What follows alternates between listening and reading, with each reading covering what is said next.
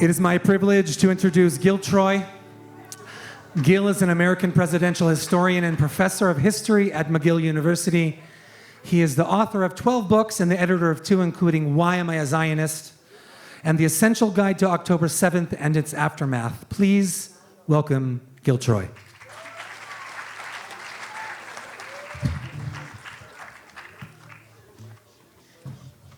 Erev Tov.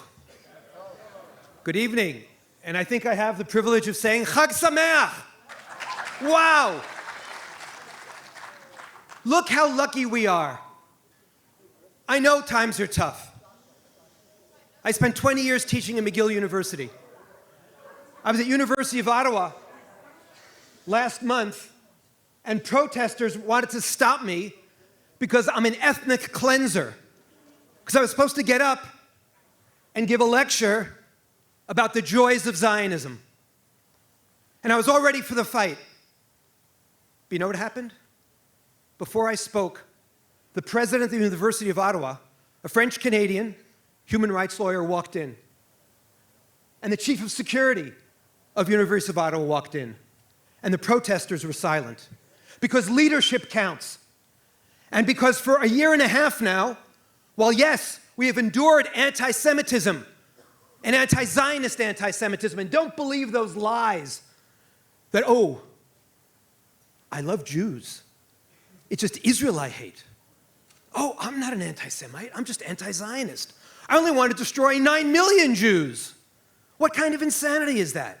But for the last year and a half, while we've endured insane anti-Semitism, we also have been pushing back. And I don't want you to walk away from the story of this last year and a half since October 7th as a story of weakness. I want you to see the strength. I want you to see the power. I want you to see the miracle.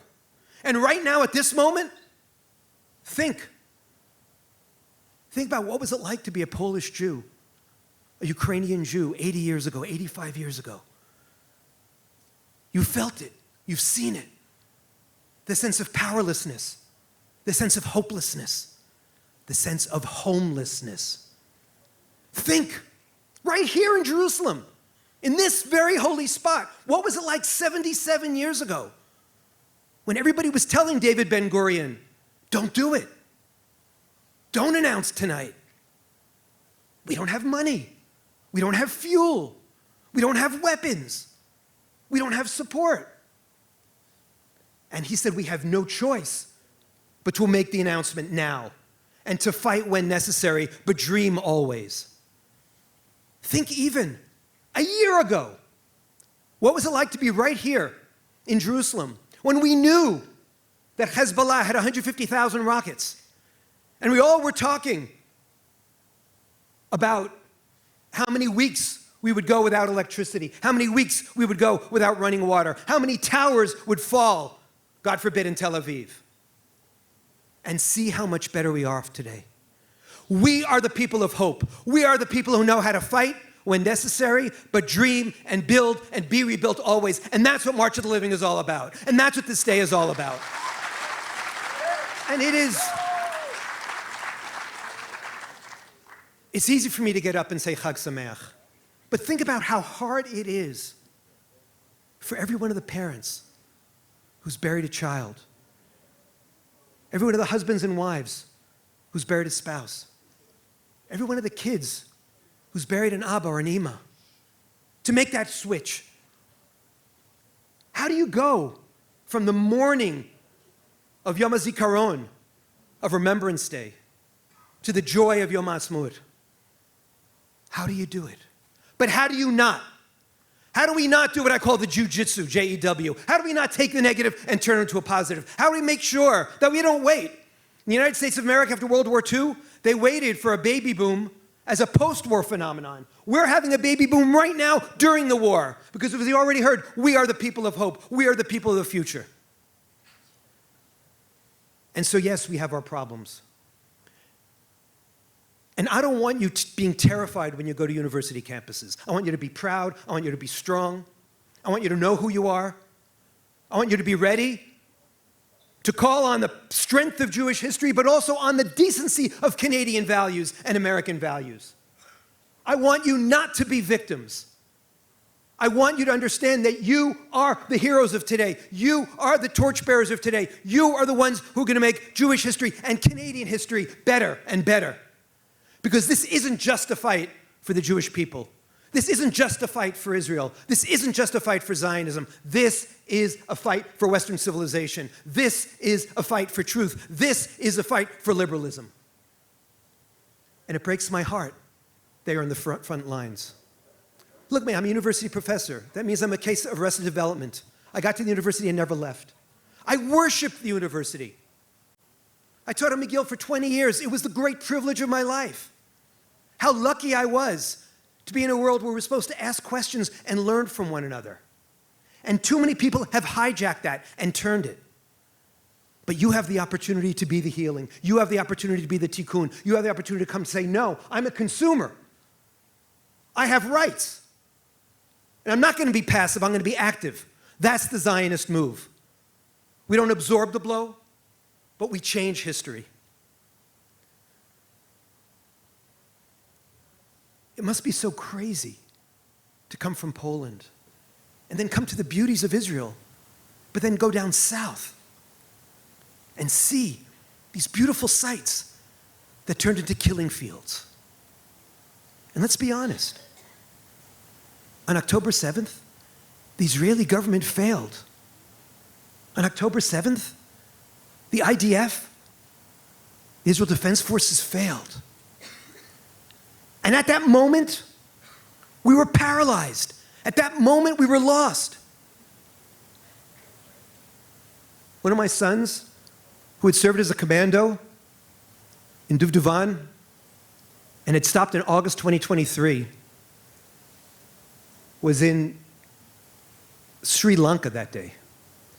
And like 200,000 Israelis, he flew home in the next 2-3 weeks. And like many of your parents and like many of you, you didn't say, oh, there's a war and I'm going to run away. You came, because that's our Jewish geography. That's what we do. We don't run away, but we come and we hug and we fight. And when Aviv came home, he told us that his close friend Ben Mizrahi from Vancouver, who when he was 18 years old had come to Israel on a Year in Israel program and had become part of our extended family, was missing. Because Ben had been at the Nova Festival. And my beautiful son Aviv said the worst thing he ever said to me in his life. He said, Abba, I hope Ben's dead.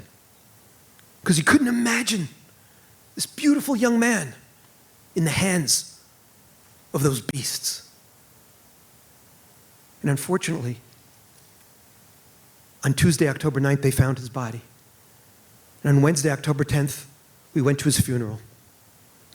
And until that moment, we were all stuck in Shoah, in Holocaust. We were all stuck in pogrom. We were all stuck in the fact that it was the worst day in Jewish history since the Holocaust. My most secular friends weren't just talking about it in Israeli terms, but were talking about it in Jewish terms, because they saw the anti-Semitic, the Jew-hating glee in the eyes of the killers. And we saw how speedily at McGill, at Harvard, at Rutgers, at University of Ottawa, not everyone, but too many people delighted. Too many people were exhilarated. And had they started protesting 3 weeks later, you'd say, okay, it's what Israel does. But the speed with which they protested shows that what Israel is, and that Israel is, and that the Jewish people live. And then we heard the eulogy. We heard that Ben and his friend Itai, Ben had come when he was 18, decided to stay, became a lone soldier, served in the army, went off to South America for the tour and was back and was at the Nova Festival with his friend Itai. And they could have run away, but they ran back in to help. And Ben broke into an ambulance, which he didn't learn in Vancouver, and put on an orange backpack, a medical backpack, and was ministering to people and was helping people. And that's what we do. We don't run away, we run toward. And as soon as I heard that, I flipped a switch, and this is the switch we all have to flip as we go from Yom HaZikaron to Yom HaAtzmaut, from Memorial Day to Independence Day, as we go into the universities, as we face challenges you don't deserve to face. You shouldn't have to face. Yes, the Israeli government failed. Yes, the IDF failed. But Zionism succeeded that day. Zionism says we are a people, not just a religion. Zionism says we have ties to a particular homeland, this land, Eretz Yisrael. And we have the rights to establish a state on this land. And Zionism gave us the methodology and the ideology and the ability to defend ourselves. And the miracle of October 7th is that Israelis saved Israel that day. Israelis like Ben and Itai. Israelis like all the ones you've heard of. And so many we haven't. And some of them scrambled up north like my other son Yoni and stopped Hezbollah from invading. Can you imagine what would have happened? And others with bare hands fought back. And we kept on fighting. And that is the takeaway. That's the Zionist move. We don't just fight fires. We plant trees. We don't just complain, we change history. And so at this very moment, as we make this transition, let's not just be stuck in the negative. Let's go beyond the craziness of today with all the fires and all the traffic. And remember the joy.